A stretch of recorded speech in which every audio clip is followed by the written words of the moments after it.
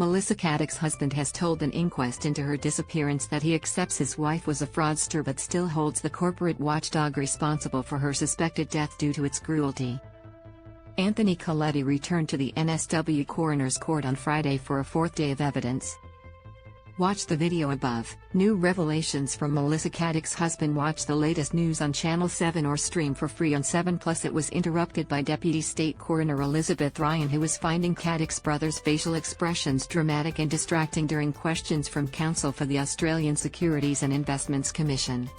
And if you are unable to restrain yourself, I will ask you to view the proceedings in the adjoining court, she said, before Adam grimly stormed out. Later she also asked Koletti's lawyer Judy Swan to please control your facial expressions as well. Koletti was referred to a statement he wrote to the court on July 2021 about the ASIC search warrant conducted at the couple's Sydney mansion on November 11, 2020.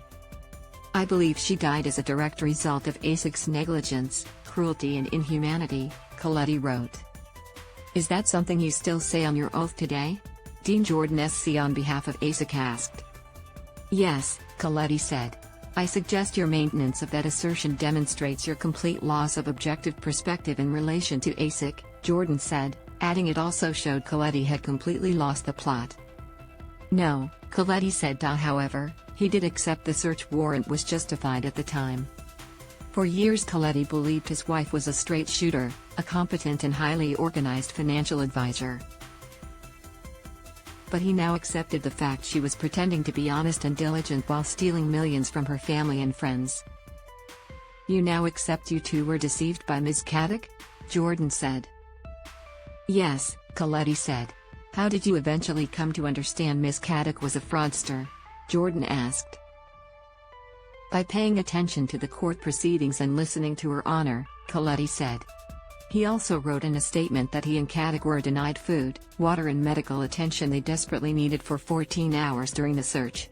Koletti in the past has targeted ASIC's lead investigator Isabella Allen and on Friday said he found her conduct cold-hearted, abrupt and uncaring.